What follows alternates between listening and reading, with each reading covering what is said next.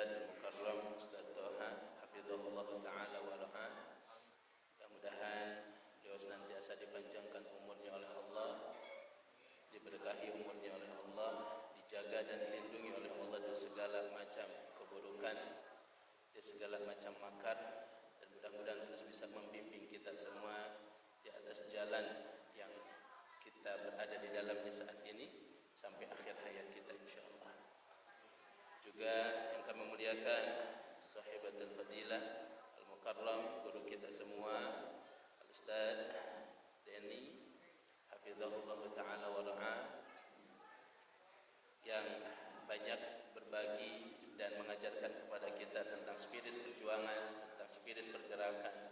Mudah-mudahan Allah senantiasa menjaga beliau, memberkahi beliau, memanjangkan usia beliau dalam kebaikan dan ketakwaan.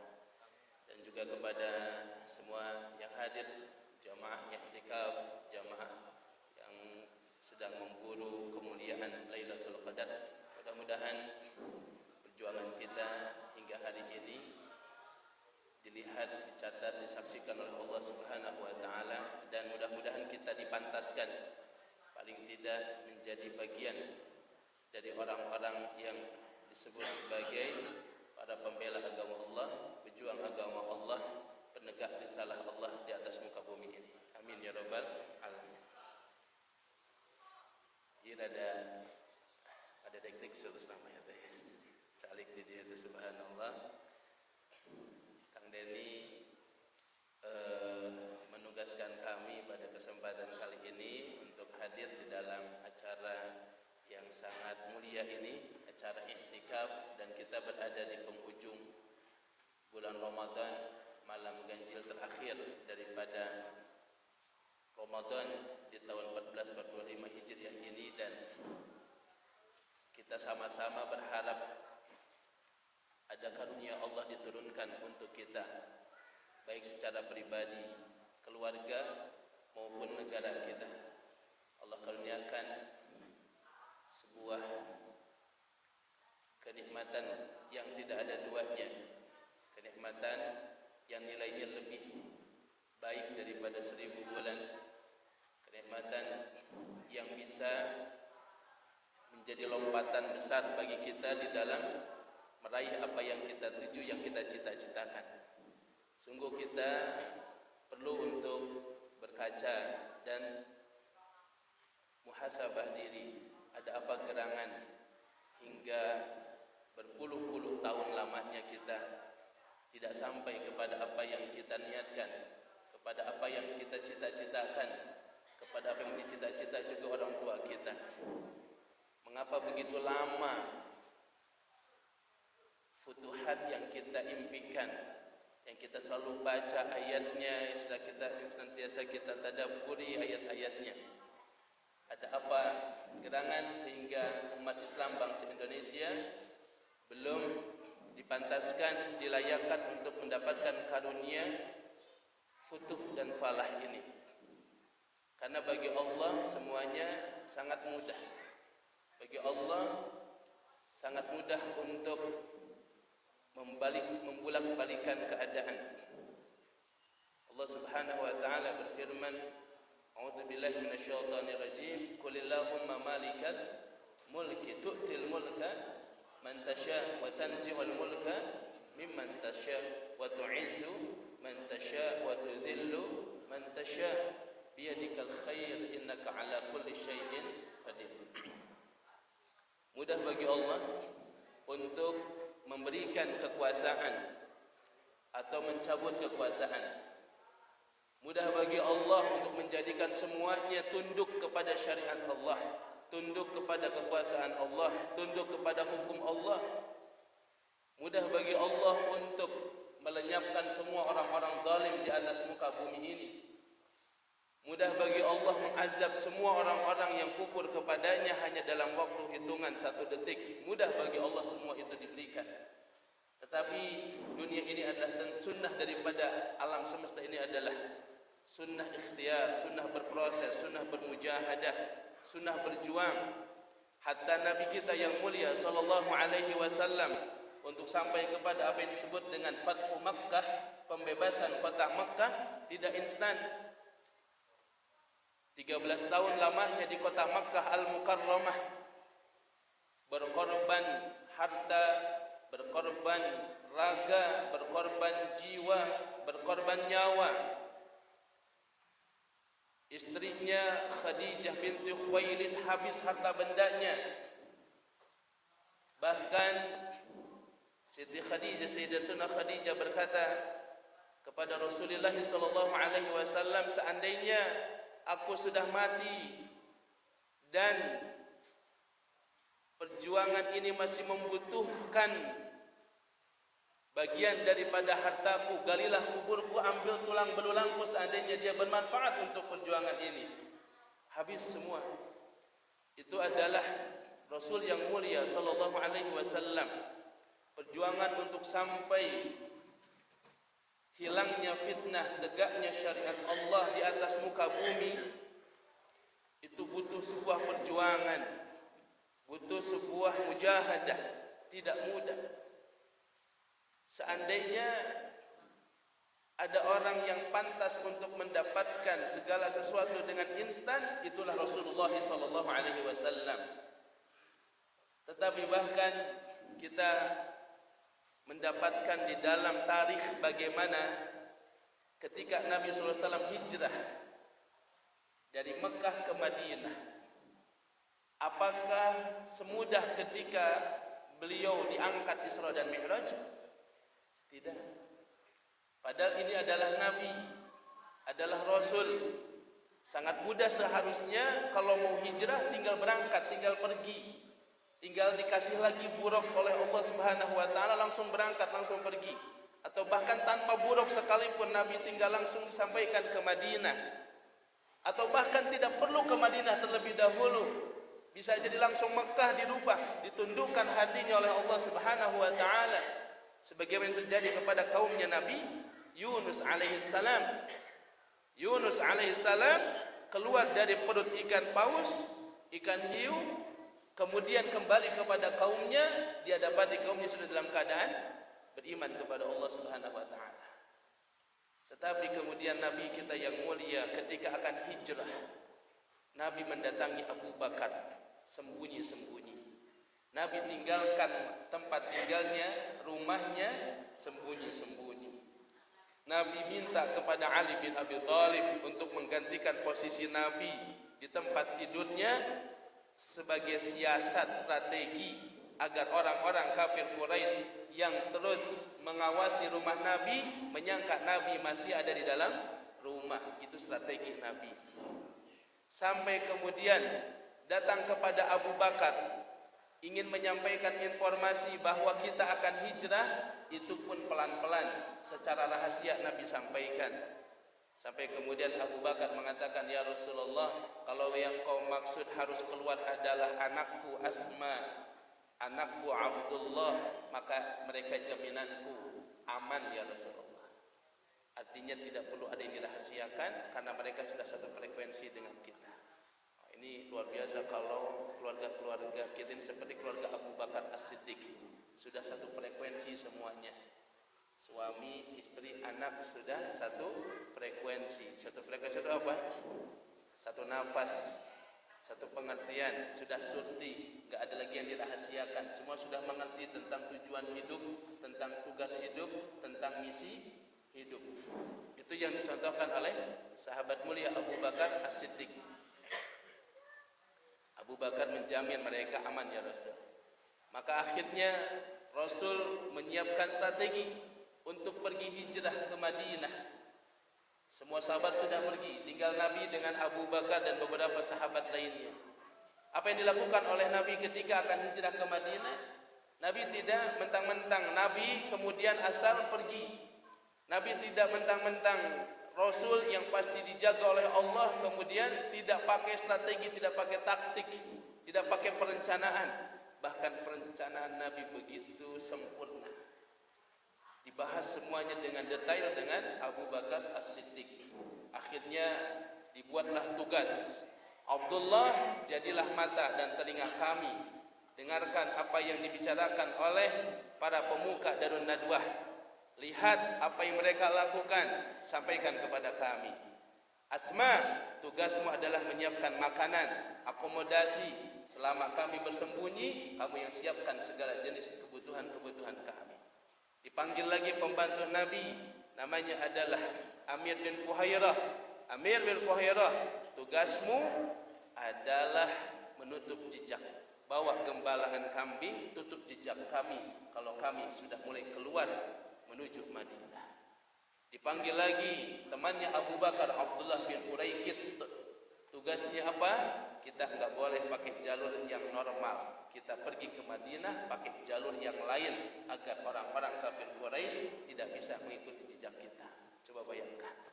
Setiap orang punya tugas masing-masing dan itu sudah surti. Mereka sudah disiapkan sedemikian rupa. Betapa indahnya perjuangan kalau memiliki modal-modal orang seperti itu. Sudah siap dengan makanahnya masing-masing. Siap dengan apa? Makanahnya, bukan makannya ya. Biasanya kalau udah makin malam makin lapar biasanya. Siap dengan posisinya masing-masing. Ketika diberikan tugas, sam'an wa ta'atan, sami'na wa ta'atan. Maka kemudian Nabi SAW dengan semua perangkat itu, Abu Bakar, Abdullah sudah siap menjadi mata dan telinganya Nabi. Asma sudah siap membawakan akomodasi makanan dan yang lain sudah siap bertugas.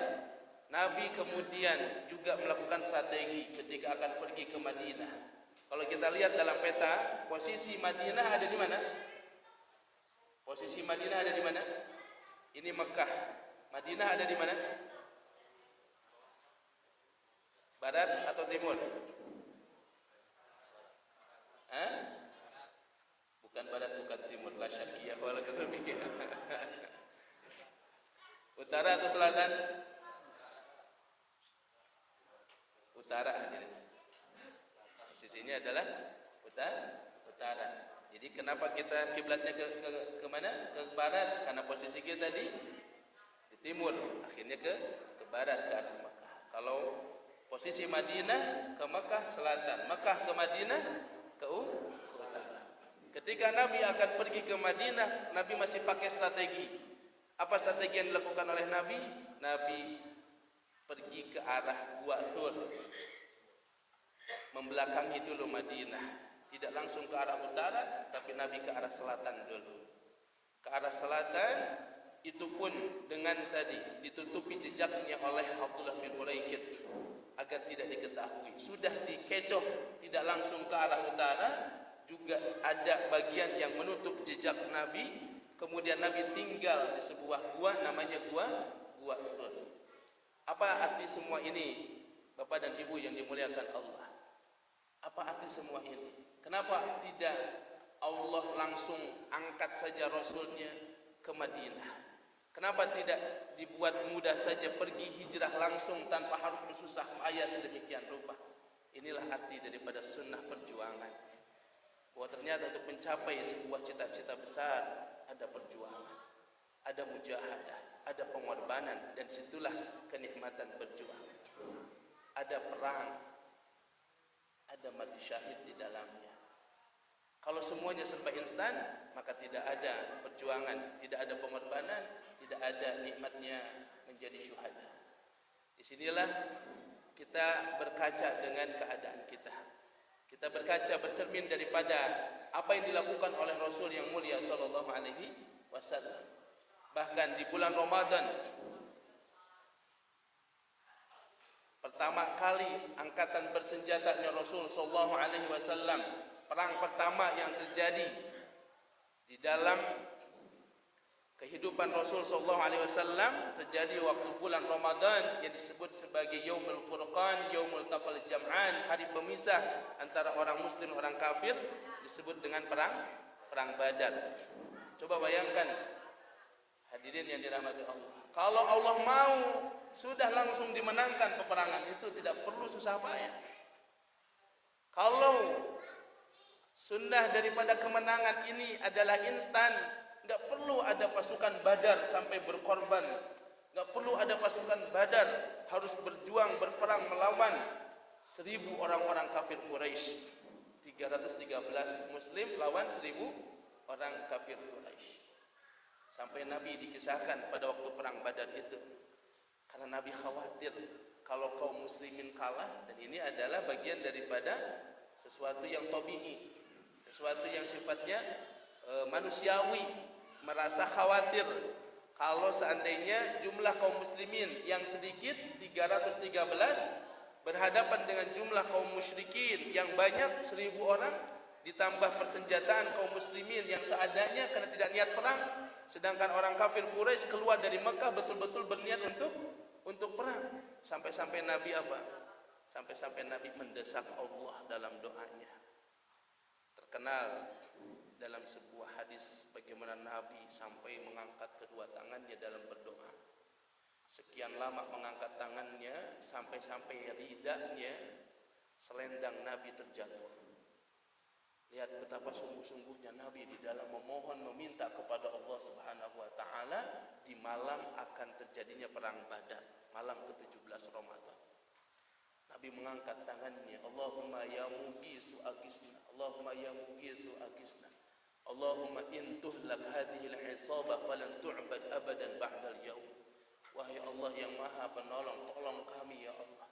Ya Allah, seandainya pasukan ini dikalahkan, kaum muslimin dalam perang ini kalah, maka tidak akan ada lagi yang menyembahmu setelah ini ya Allah.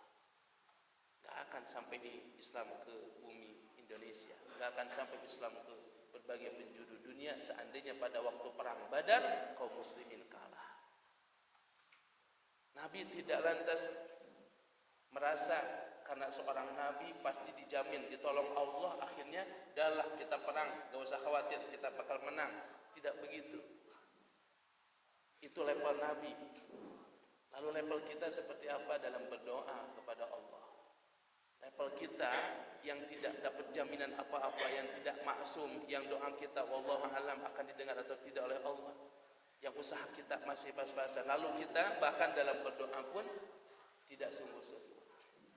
Nabi mengangkat tangannya sekian lama, sepanjang malam, sampai datang Abu Bakar As-Siddiq, sahabat Nabi, lalu mengatakan, kafaka munasyadataka ya Rasulullah, cukup doamu ya Rasulullah, kafaka munasyadataka ya Rasulullah, cukup doamu ya Rasulullah, pasti bakal didengar dan dikabulkan oleh Allah. Tapi Nabi tetap terus berdoa memohon kepada Allah Subhanahu wa taala. Gitulah memang kesungguhan seorang muslim di dalam menggantungkan asa dan harapnya kepada Allah Subhanahu wa taala. Ini proyek besar, ini harapan besar, ini niat besar.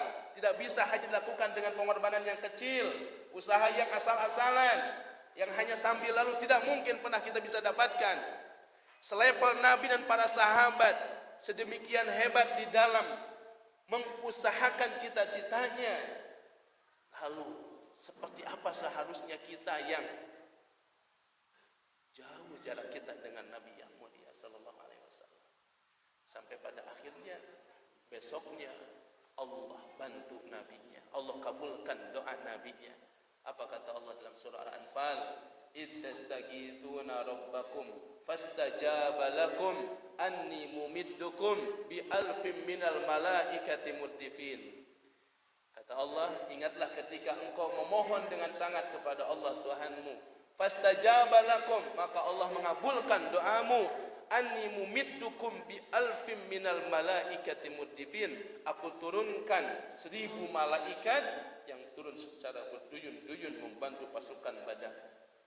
Maka waktu itu para pasukan perang Badar merasa heran karena tiba-tiba sebelum dilempar panahnya atau tombaknya, orang kafirnya sudah mati.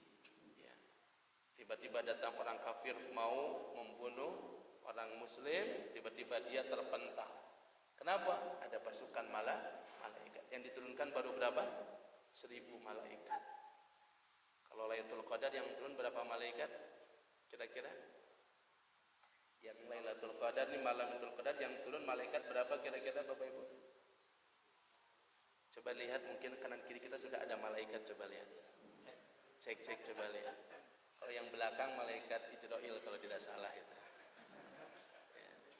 Ini yang tidur, tolong jangan dibangunkan. Mungkin sudah didatangi oleh malaikat itu ya. Biarkan saja. Ini kata Allah, tanazzalul malaikatu warruhu fiha. Di Lailatul Qadar yang turun bukan hanya satu malaikat. Al malaikatu, kalau satu malaikat malakun namanya. Malak artinya satu malaikat. Kalau al malaikatu artinya malaikat yang jumlahnya sangat banyak. Ada berapa jumlah malaikat? Berapa?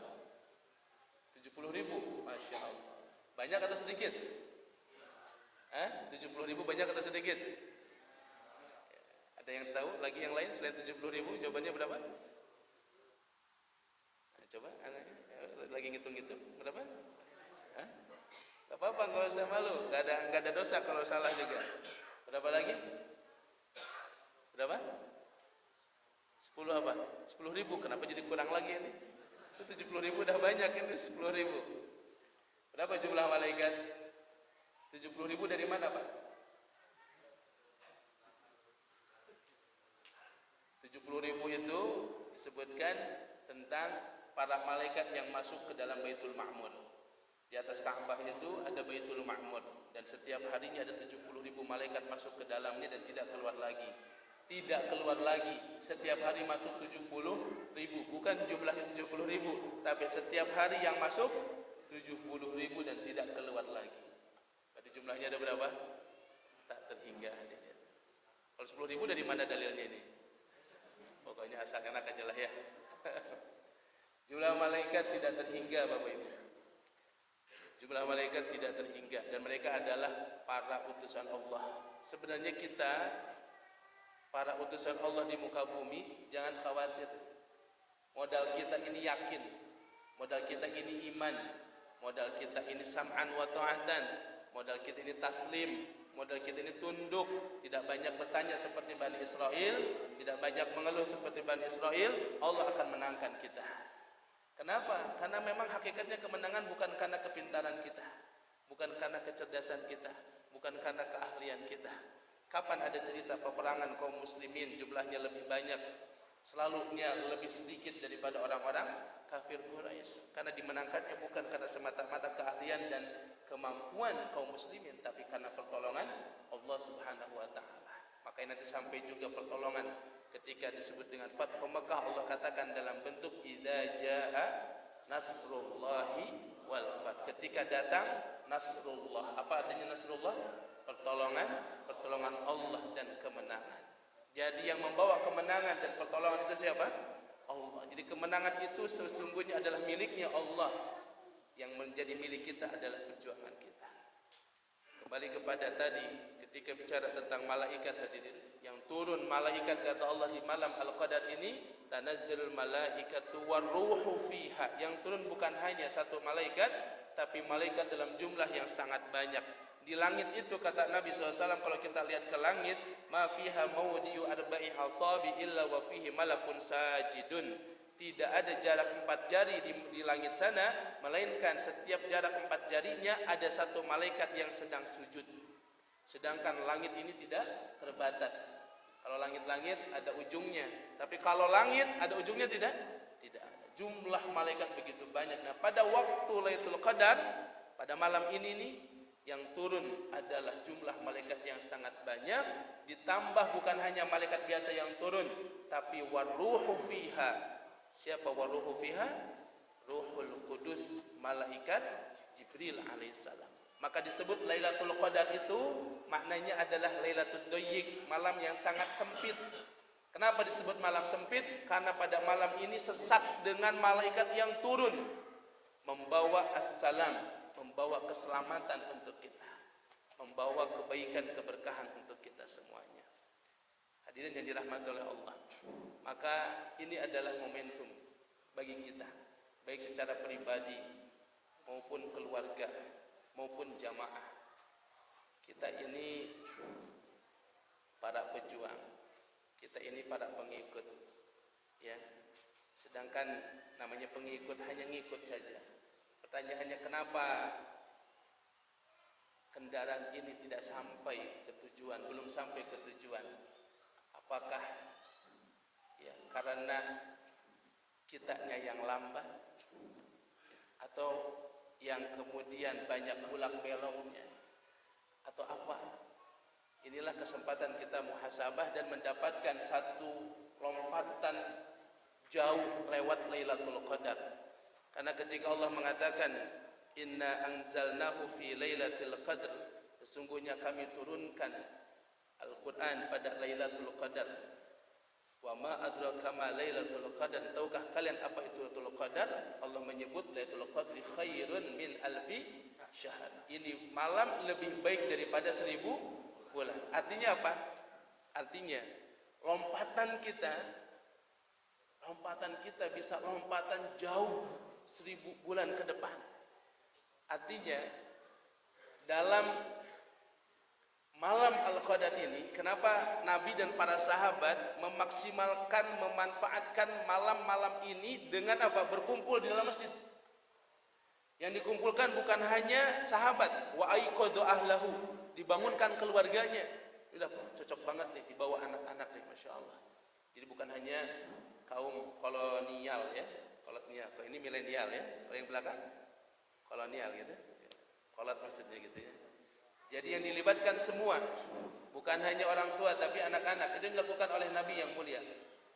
Kata Ummul Mukminin, Nabi itu idza dakhala ashral awakhir min Ramadan, apabila masuk ke 10 malam terakhir Ramadan, maka syadda mizarahu, Nabi kuatkan ikatan sarungnya, wa aiqadha ahlahu, dan Nabi bangunkan keluarganya, dibangunkan oleh Nabi keluarganya, sampai-sampai istrinya Nabi Ummahatul Mukminin buat tenda di Masjid Nabawi, buat kemah di Masjid Nabawi. Bahkan ketika Nabi wafat, istri-istri Nabi masih tetap bikin tempat, bikin kemah di Masjid Nabawi. Kenapa? Karena memang sudah disampaikan oleh Nabi, ini malam spesial. Ini malam sangat agung, sangat mulia. Nabi bahkan tidak keluar sama sekali. Kalau kita kan masih keluar masuk, betul tidak? Kapan kita ke masjid? Pas sholat. Ya, habis ini setiap malam i'tikaf atau malam ganjil aja? Halo? I'tikaf kita malam ganjil aja atau malam genap juga? Malam ganjil dan genap atau ganjil saja? Wallahu a'lam, wallahu a'lam. Nabi 10 malam terakhir, idza dakhala alaihi ashr awakhir min Ramadan, ketika masuk 10 hari terakhir Ramadan, Nabi mulai dari malam 21, syadda mizarahu, Nabi kuatkan ikatan sarungnya, tidak lagi berhubungan dengan keluarganya, tidak lagi berhubungan dengan istrinya. Kemudian Nabi bangunkan keluarganya, dibawa semua, wa ahya lailahu, dan dihidupkan malam-malamnya.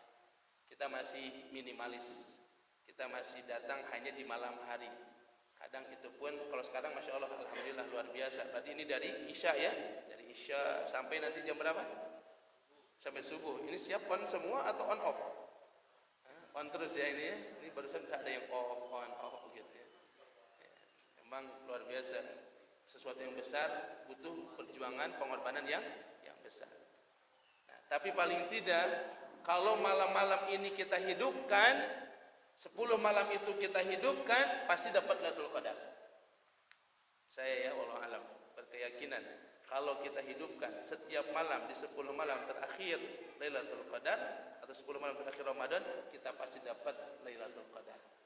Dan apa yang akan terjadi ketika kita dapat Lailatul Qadar, baik diri kita ataupun keluarga kita, bahkan jamaah kita, ketika sama-sama mendapatkan Lailatul Qadar, akan ada lompatan yang luar biasa.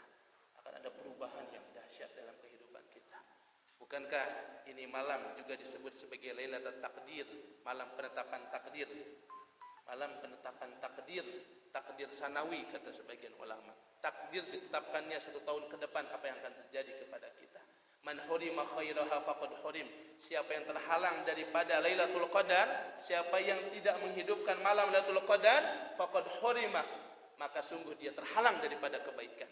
Jadi kalau dari awal kita sudah tidak punya niat untuk menghidupkan Lailatul Qadar, memang sejak awal Anda tersisihkan.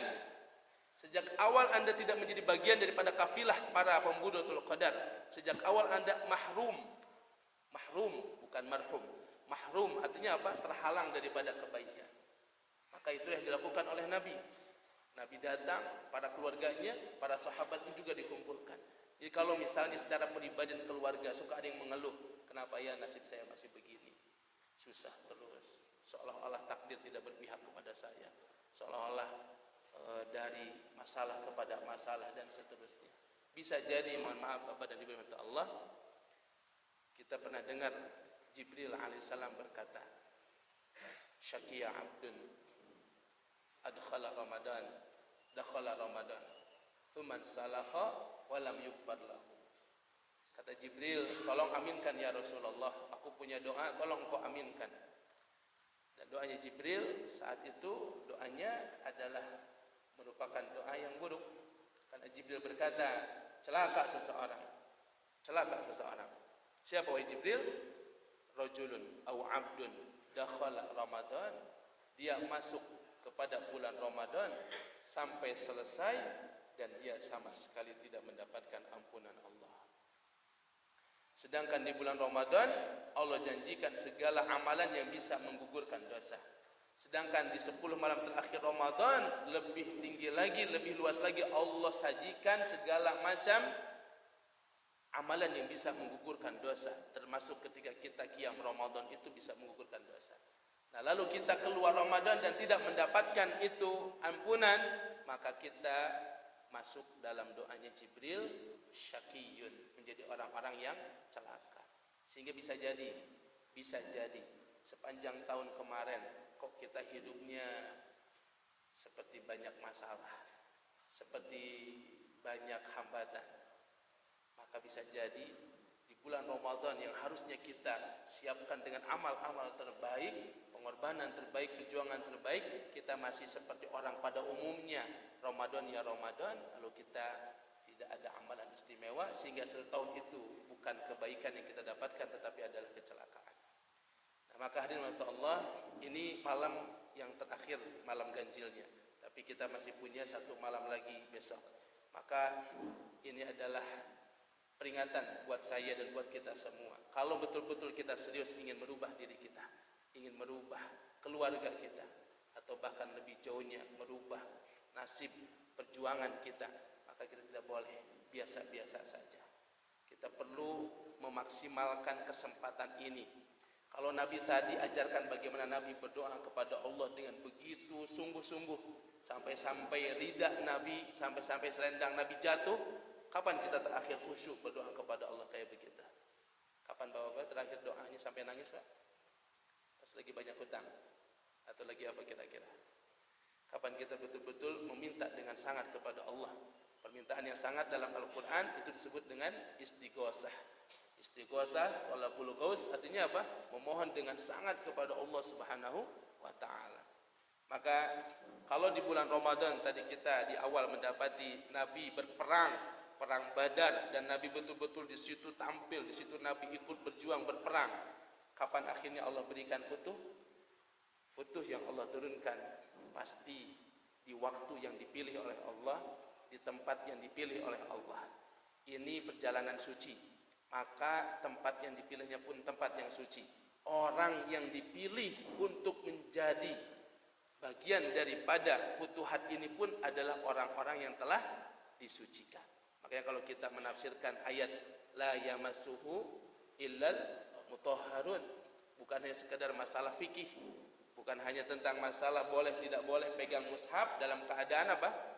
Dalam keadaan berwudu atau tidak berwudu, tapi lebih jauhnya adalah tidak akan pernah bisa Al-Quran ini dijalankan, dipraktekkan, ditegakkan kecuali oleh orang-orang yang telah disucikan. Siapa yang maksud dengan orang yang disucikan? Orang yang telah membersihkan daripada kemusyrikan dengan syahadatnya. Ketika dia bersyahadat, berarti itu adalah awal daripada pembersihan dirinya daripada najis-najis kesyirikan, najis-najis kekufuran yang ada dalam dirinya. Karena itu adalah awal daripada fondasi kesucian kita. Karena apalah artinya berwudu tapi dia mempersekutukan Allah? Apa artinya dia sudah wudu, mandi junub sekalipun, tapi kemudian dia masih tunduk kepada hukum selain hukum Allah? Apakah dia disebut mutahharun atau tidak? Tidak, hadirin. Kalau orang sekarang hanya ribut tentang masalah menyentuh mushaf harus berwudu, harusnya yang lebih daripada itu adalah bahwa Quran sama sekali tidak akan pernah bisa disentuh, tidak akan pernah bisa dijalankan, ditegakkan kecuali orang-orang yang sudah membersihkan dirinya daripada kekufuran dan kesyirikan. Nah, maka ketika kita mereview ketika kita mengawali perjalanan suci ini dengan syahadat kita, kita tahu bahwa ini bukan perjalanan main-main hadirin. Ini perjalanan suci dan ini perjalanan melelahkan, perjalanan ini capek. Perjalanan ini kata Allah Subhanahu wa taala, "Lau kana 'aradan qariban wa safaran qasidan lataba'uka." Kalaulah perjalanan yang ditawarkan ini adalah perjalanan yang dekat, yang mudah, yang ringan, lataba'uka, niscaya semua orang pasti bakal ikut dengan mudah. Kalau perjalanan ini seperti yang ditawarkan oleh orang-orang, ya, siapa baca sholawat 6.000 kali masuk surga, bakal banyak gak yang ikut? Banyak yang ikut. Kalau hanya sekedar dengan la ilaha illallah setiap malam Jumat bakal masuk surga, banyak yang ikut tidak? Banyak yang ikut. Tapi yang ditawarkan di sini apa? Wajahidu bi amwalikum wa anfusikum fi sabilillah. Bermujahadah, waktunya, tenaganya, fikirannya, bahkan 24 jam dia dipanggil, dia harus siap. Mana ada yang mau begitu? Kecuali orang-orang yang betul-betul telah disucikan hatinya. Mana ada sikap sami'na wa ata'na seperti para mujahid itu? Kalau bukan orang-orang yang sudah dibersihkan hati dan jiwanya. Itu pondasi syahadat di situ hadirin. Pondasi syahadat membersihkan dari segala macam kotoran-kotoran penyakit yang ada dalam jiwa kita. Jadi kalau kita sedang bermasalah hari ini tentang ketaatan kita, tentang kesungguhan kita, berarti sedang ada masalah di dalam syahadat kita yang harus kita bersihkan kembali. Makanya kata Allah, walakin ba'udat alaihimus syuqqah. Tetapi yang kita tawarkan ini adalah perjalanan yang berat, perjalanan yang susah. Oleh karena itu tidak sedikit naudzubillah al-mutasaqituna fit thariq, orang-orang yang berguguran di tengah jalan. Ada enggak yang berguguran di tengah jalan? Ada. Ada enggak yang berbalik arah? Ada. Tidak sedikit. Bahkan bisa jadi orang-orang yang tinggi ilmunya, atau orang-orang yang punya jabatan, atau orang-orang yang punya kekuasaan, maka tidak pernah menjadi jaminan. Jaminan adalah ketika kita betul-betul selalu menjaga kesucian syahadat kita, menjaga kebersihan syahadat kita, menjaga pondasi la ilaha illallah Muhammadur Rasulullah. Ini adalah energi dan kekuatan kita untuk menjalani perjuangan ini. Sehingga dalam keadaan khifafan wasiqalah, baik dalam keadaan ringan maupun dalam keadaan berat. Kalau kita lihat sekarang tantangan kita, apakah mungkin Indonesia bakal utuh atau tidak hadirin? Ini jam segini udah masih bisa ngajak ngobrol atau enggak ini kira-kira? Masih bisa ya? Ini terpesona atau sudah di alam lain ini? Saya minum dulu boleh kan ini? Izin ya. Bismillah. Kira-kira dengan modelnya orang seperti kita ini, mungkin enggak kita dipilih oleh Allah untuk mendapatkan karunia futuh? Coba lihat model kita begini sekarang nih gitu. Kira-kira mungkin atau tidak? Dari mana sisi mungkinnya, dari mana? Coba silakan yang paling keras barisan jawabannya. Ayo boleh menjawab silakan. Mungkin enggak kira-kira kita menjadi orang yang dipilih oleh Allah untuk menyambut karunia Allah, tegaknya dinul Islam zahir? Mungkin. Kenapa? Keyakinannya dari mana? Ketakwaan. Ya. Dari mana? Yakin itu kan ada landasan. Qul hatu burhanakum in kuntum shadiqin. Tolong tunjukkan buktimu kalau engkau betul-betul adalah orang yang benar. Tauhid. Ya, iya yakin tauhid. Lalu apa pondasi sehingga yakin bahwa bakal dimenangkan? Boleh calling friend? Ya mungkin bisa sharing yang lain. Boleh Kang Dedi tanya ini boleh? Tanya boleh ya? Ada yang bisa jawab? Mungkin tidak. Saya kasih clue sedikit ya hadirin. Orang-orang munafik mencemooh Nabi dan para sahabat pada waktu perang Ahzab. Betul ya? Pada waktu perang Ahzab itu kaum muslimin digempur oleh orang-orang musyrik. Berapa ribu yang datang? 10.000 pasukan. Kaum muslimin hanya berapa? 3.000. Dan kaum musyrikin atau perang Ahzab itu Nabi diserang dari atas dan dari bawah. Maksudnya apa? Dari depan orang-orang yang bersekutu, pasukan Ahzab, orang-orang Quraisy, Mekah dan semua kabilah yang ada berkumpul bersatu untuk menyerang Nabi. Di belakang orang-orang Yahudi yang sudah bekerja sama siap menyerang Nabi dari depan dan di belakang. Saat itu juga Nabi lagi dalam keadaan susah.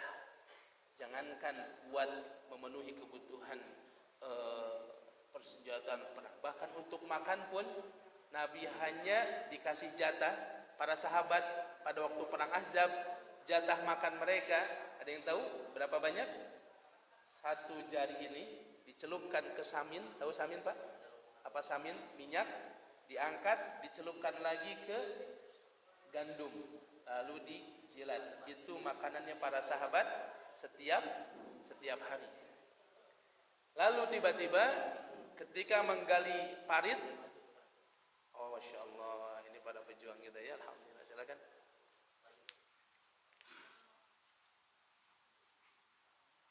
Ini supaya mantap nanti, bukan hanya yakin, bukan hanya akidah, bukan hanya tauhid, tapi ada landasannya ya, dasarnya.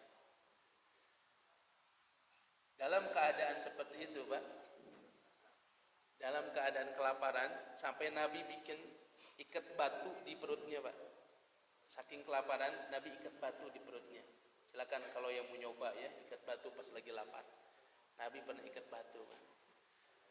Sahabat datang ke Nabi kelaparan, nunjukin, tuh aku sudah ikat batu di perutku ya Rasul. Kemudian dia senggol perut Nabi, ternyata bunyi juga. Pas dilihat, Nabi batunya lebih banyak. Ya, karena lebih lapar daripada sahabat, tapi Nabi enggak ngomong-ngomong. Itu sudah diketahui oleh orang-orang munafik. Lalu tiba-tiba kan Nabi buat galian parit atas usul siapa? Salman Al-Farisi. Ini teknik yang enggak pernah diketahui oleh orang Arab. Dan dahsyat, kalau kita pergi ke Madinah, itu nanti sana ada masjid Jami Khandaq, Jami Masjid Khandaq, di mana di sana dibuat parit. Paritnya itu dibuat luar biasa, lebarnya 2 kali lompatan kuda. 2 kali lompatan kuda. Jadi kalau kuda itu loncat 1, 2. Nah, itu. Jadi kalau nanti ada orang-orang musyrik mau loncat, dia nggak bisa, pasti akan jatuh. Dalamnya setinggi 2 orang, tinggi 2 orang. Jadi 1, 2 orang setinggi itu. Sepanjang 6 km. Lalu itu kan berarti pekerjaan berat. Dan ketika itu ada sahabat yang mencoba untuk menghancurkan sebuah batu, kesulitan. Akhirnya apa? Lapor kepada Nabi yang mulia. Datang Nabi. Dia ternyata memang Nabi itu andalannya para sahabat. Nabi itu apapun yang dihadapi oleh sahabat, kesulitan apapun, lapornya kepada siapa? Nabi. Nabi datang. Lalu Nabi minta palunya itu. Nah, disitulah mukjizat terjadi. Dan itu disaksikan oleh orang-orang munafik. Ketika Nabi pukul itu batu, kemudian ada pancaran cahaya. Ketika terpancar cahaya itu, Nabi ditampakkan oleh Allah abwabus Syam, pintu-pintu Syam. Futihat lana abwabus Syam, kata Nabi. Allahu Akbar. Futihat lana abwabus Syam. Allahu Akbar, telah dibukakan untuk kita pintu-pintu Syam. Syam itu kalau sekarang Suriah, Palestina, Lebanon, Yordania. Lalu Nabi pukul lagi itu batu, pecah dan ada cahaya lagi. Dibuka, kata Nabi, futihat lana abwabul Furs. Dibukakan untuk kita pintu-pintu Persia. Pukul lagi, Nabi bertakbir lagi, Allahu Akbar, dibukakan untuk kita pintu-pintu Yaman. Kalau sahabat apa?